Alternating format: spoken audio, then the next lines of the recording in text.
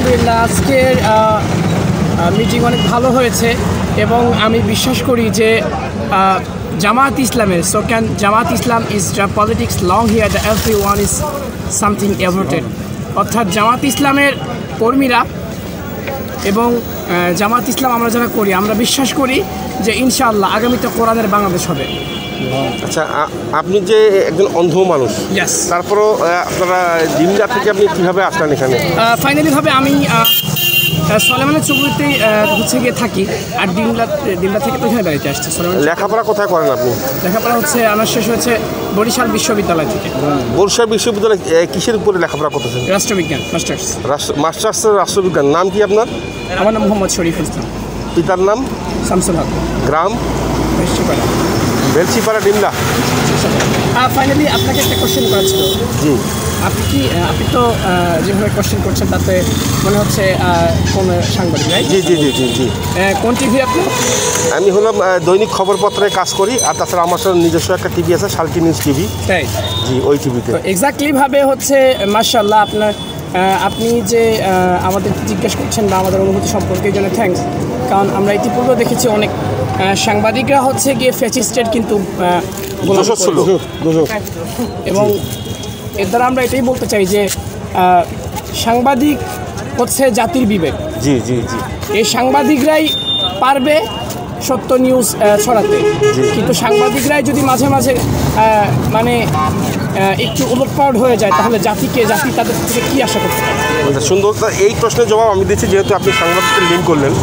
বিষয়টা হচ্ছে যে সরকার কিন্তু কিছু কিছু সাংবাদিককে কুক্ষিগত করে রেখেছিল, তাদের বিরুদ্ধে কিছু করলে তাদের মামলা হামলা বা বিভিন্ন ধরনের পত্রিকা বন্ধ করে দিচ্ছে, টেলিভিশন চ্যানেল বন্ধ করে দিচ্ছে, এরকম কিছু ঘটনা ঘটছিল। এই কারণে আর সাংবাদিক আমরা ঠিকই, কিন্তু আমরা তো আরেকজনের অধীনে কাজ করি। আমাদের তো একজন সম্পাদক আছে, তাই না? আমরা যে মিডিয়াতে কাজ করি তার একজন সম্পাদক আছে। টেলিভিশন মিডিয়া যদি হয়, ইলেকট্রনিক মিডিয়া, তাহলে সেখানকার একটা সম্পাদক, পত্রিকা প্রিন্ট মিডিয়া হলে তার একটা সম্পাদক। এখন সম্পাদকরা যেভাবে আমাদের নিউজ কাভারেজ দেয়, কিন্তু ওরা যে কতগুলো ধরে কতগুলো ধরে না, এটা একমাত্র তাদেরকে কুক্ষিগত করে রাখা হয়েছে। এখন তো আর কোনো সমস্যা নেই, এখন দেশ তো স্বাধীন হয়েছে। তবে একটা কথা বলে দিতে পারি, প্রত্যেকটা সাংবাদিক ভাই এবং বোন যারা আমি মনে করি যে তারা আমাদের কাছে রত্ন।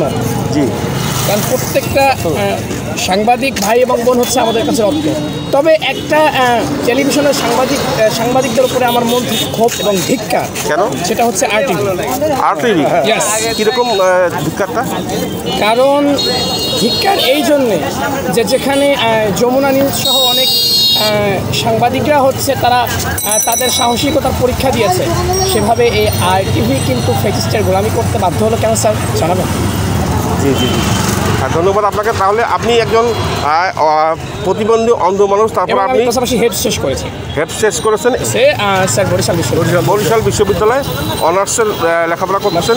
তবে স্যার একটা কথাই বলবো যে সাংবাদিক ভাই এবং বোন যারা আছেন, আপনারা সত্য যেটা এটা নিউজ ছড়াবেন।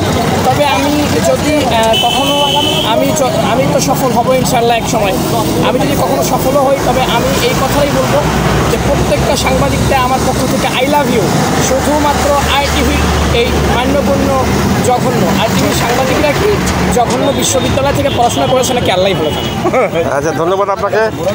ভাই, দেখলেন যে একজন অন্ধ মানুষ সে জামাতকে এত বেশি ভালোবাসে এবং ডাক্তার শফিকুর রহমানকে দেখার জন্য আজকে কিন্তু তিনি শুধু ডিমলা থেকে একজন অন্ধ মানুষ, সে একজন বিশ্ববিদ্যালয়ের ছাত্র, সে এখানে এসেছে এবং তার অনুভূতি ব্যক্ত করলেন। আপনাকে অনেক অনেক ধন্যবাদ ভাই। আসসালামু আলাইকুম। ওয়ালাইকুম আসসালাম। Thank you.